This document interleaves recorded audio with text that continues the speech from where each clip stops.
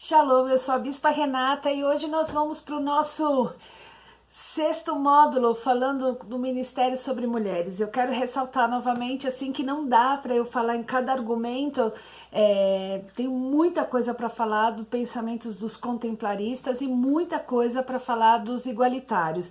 Então é claro que eu tenho mesclado assim muita coisa, as coisas mais importantes, e eu estou assim aberta para qualquer dúvida ou que vocês queiram saber mais, porque é impossível eu relatar tudo sobre o Ministério de Mulheres e que os igualitários falam, que os contemplaristas falam, tenho respeito pelos dois lados e hoje eu quero falar sobre aquela frase que está em 1 Coríntios capítulo 14, a partir do versículo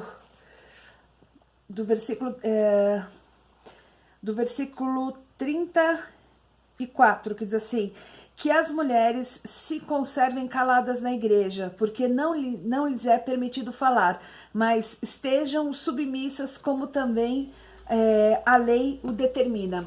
Bom, aqui tem dois pensamentos. É claro que os contemplaristas, eles levam isso ao pé da letra, eles acreditam que sim, que as mulheres, conforme eu já relatei em outros vídeos, que as mulheres podem sim, né, e que elas são muito importantes para o ambiente, para a igreja, né, então elas podem ser professoras, elas podem estar na frente da obra social, elas podem falar em reunião com outras mulheres ou na escola dominical, né? Enfim, ela pode ter ela tem a sua funcionalidade dentro da igreja, só que não é permitido que ela fale, que ela ministre aos homens, que ela esteja no altar ministrando de uma forma igualitária. Esse é o pensamento dos contemplaristas, e o pensamento dos igualitários não. Eu acho que tem muita coerência nesse pensamento, que eles dizem exatamente isso, que eu concordo. Paulo saúda as mulheres. Paulo, ele vem colocando os cooperadores dele de uma forma muito igualitária, homem e mulheres. Então, assim, várias formas, como Prisca, né, que na verdade esse é o nome dela, de Prisca, mas falam Priscila. Ela também era uma professora, ela foi assim aquela que foi a mestre, né, de Apolo, e Apolo foi um homem assim, um ministro respeitadíssimo na era da igreja, por um conhecimento profundo na palavra. Então, por tudo isso, a gente entende que também ele relata isso numa só carta, né, carta de Coríntios. O apóstolo Paulo teve muito trabalho, não só com a igreja de Coríntios, cada uma delas, né, porque a gente fala de Coríntios, mas a gente vai ver agora a próxima, Éfeso, também foi uma grande preocupação para o apóstolo Paulo com as mulheres na igreja, por causa da cultura, e não é diferente de Coríntios, que eu já expliquei, que é perto de um porto, um lugar também com um lugar pagão, um lugar que tinha uma grande influência em adoração, né, em prostituição, prostitutas cultuais, e em suma, então ele tinha aquele cuidado com a igreja. Então, quando ele fala isso, acreditam-se, né, na minha pesquisa, que talvez ele diga isso, uma das possibilidades é que talvez ele não deixe, as mulheres tinham que ficar caladas nas reuniões formais, né, ou seja, assuntos da igreja sendo discutidos. Como sempre a gente tem que admitir, a gente fala muito, né, e muito, e eu lembro de uma frase, de uma piadinha que o apóstolo Estevão sempre brincava, contava pra gente, e às vezes ele falava assim: sabe por que Deus fez primeiro o homem, depois a mulher? Porque se ele fizesse primeiro a mulher, e aí Deus fizesse a zebra, a gente falava: não, pelo amor de Deus, preto e branco não, né, coloca um rosa, coloca um choque, não, pelo amor de Deus, a leoa assim, né, e blá blá blá. Então, pra tudo a gente tem uma opinião, e é exatamente isso que outros também opinam, exatamente isso, que naquela época tinham mulheres que talvez não tinham conhecimentos bíblicos ainda e se achava apta para falar, tinham outras mulheres que realmente falavam muito.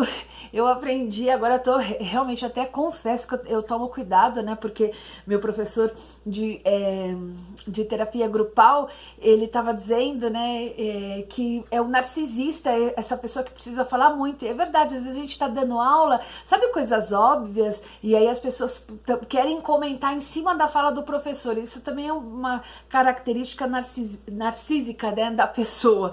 E aí eu falei, meu Deus do céu, né, até a gente tem que realmente tomar cuidado. Então, você imagina a mulher, então às vezes o pregador estava pregando, talvez ela levantasse as mãos e, não, porque eu também acho isso, eu acho que essa possibilidade. Bom, em suma, e eu quero ler esse pedacinho com vocês no livro para que fique mais claro com vocês. Diz assim: o ponto de vista mais aceito entre os igualitários afirma que o problema de Corinto se concentrava em certas mulheres que faziam perguntas excessivas e interrompiam o culto de adoração. Quanto aos detalhes, porém, os proponentes oferecem várias sugestões. As mulheres talvez fossem recém-convertidas, ávidas do saber, mas a respeito da nova fé, ou quem sabe eram mulheres incultas, fazendo perguntas irrelevantes. As interrupções podem ter ocorrido durante sessões formais de ensino, conduzidas na forma de discussão e argumentação ordeira, ou talvez as mulheres estivessem interrompendo a exposição da escritura nos cultos, ou a avaliação das mensagens proféticas, embora elas podem ter sido também profetisas autorizadas a avaliar verbalmente os pronunciamentos proféticos, né?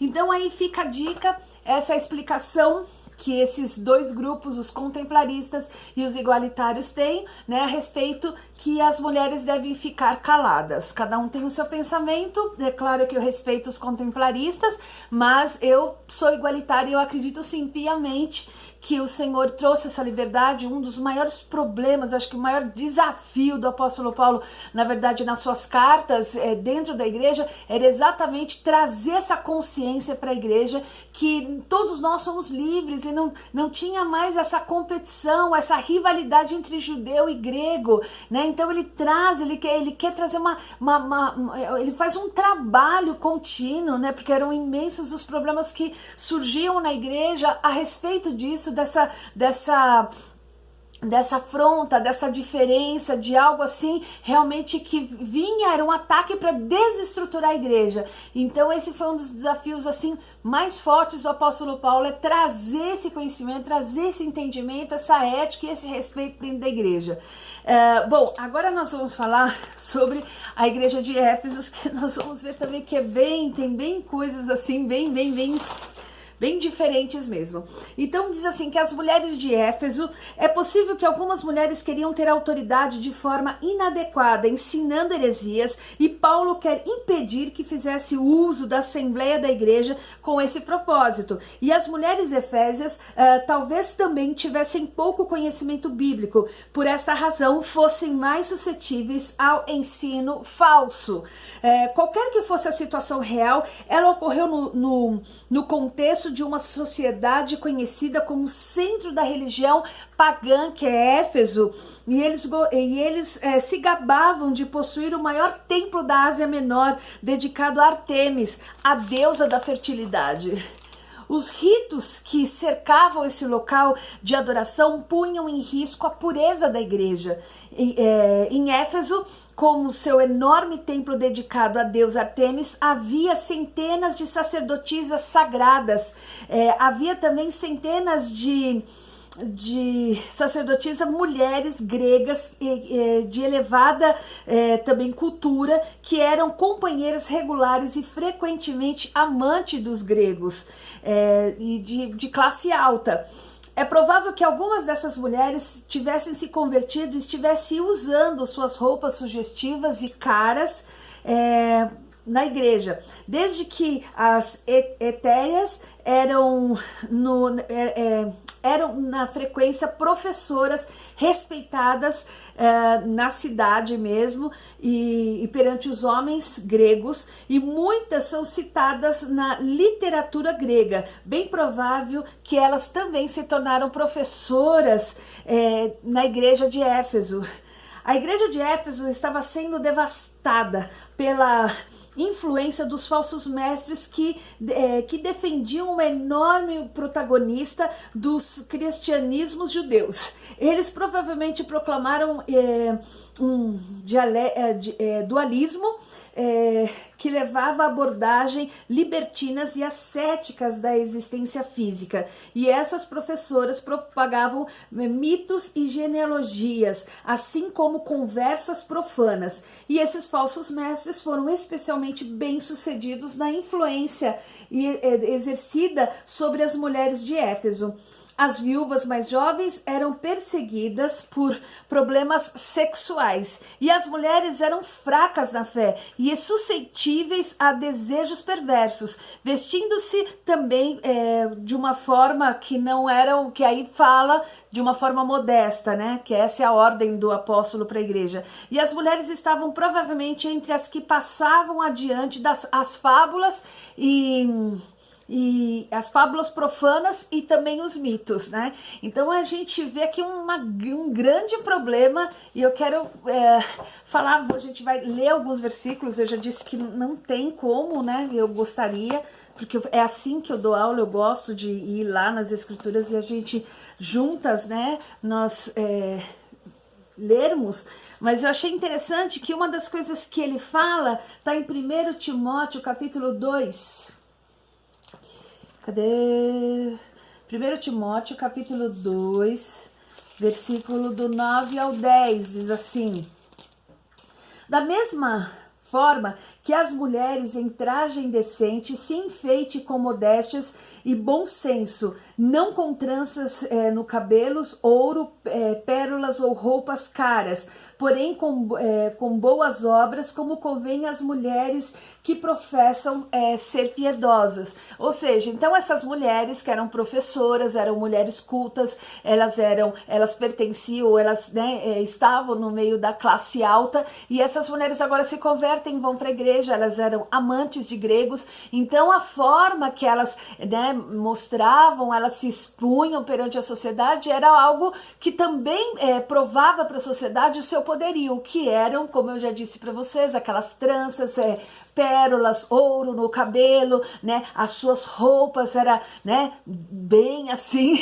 bem diferente, bem avantajadas. E aí o apóstolo, por tomar cuidado com a igreja, né, e também até por uma forma social também, né? Porque Amós é um dos profetas do Antigo Testamento que ele é levantado para confrontar uma diferença social terrível, tremenda dentro da igreja, né? E assim, eu já frequentei igrejas que realmente as irmãs iam de paetê, né? Eram assim, roupas de paetê, e era muito, sabe aquela coisa quando todo mundo senta para ouvir a palavra e as irmãs tinham vontade de tomar água e ir no banheiro, e aí se levantavam-se com aqueles, né, com aqueles vestidos assim maravilhosos, né, e assim de paetê, a bolsinha de paetê, era coisa assim bem tremenda, né? Então havia uma grande diferença. Então é esse termo que o apóstolo Paulo ele toma esse cuidado e ele começa a salientar, ele fala isso, né, para Timóteo. A gente pensa que foi só um problema de idade, né, que ele era um pastor muito jovem, Timóteo, mas a verdade é que todo momento também o apóstolo Paulo estava incitando e na verdade assim ajudando para que ele tivesse coragem de confrontar pecados, né, de falsos mestres, de tantas coisas que estavam querendo na verdade ficar, né, rudimentado ali na igreja, coisas que não eram verdadeiras, né? Então isso tinha que ser confrontado. Depois ele fala assim em 1 Timóteo também, capítulo 3, ele fala assim: quando eu estava de viagem rumo à Macedônia, pedi a você que ainda permanecesse em Efésio para demonstrar certas pessoas a fim de que não ensinassem falsas doutrina, outra doutrina. Ou seja, então você vê o cuidado, assim, o apóstolo Paulo com essa igreja de Éfeso, ele tinha muita coisa para confrontar. Vamos lá, que agora, está vendo, passa rapidinho, assim, a gente não consegue falar tudo, né? Mas eu queria muito com vocês aqui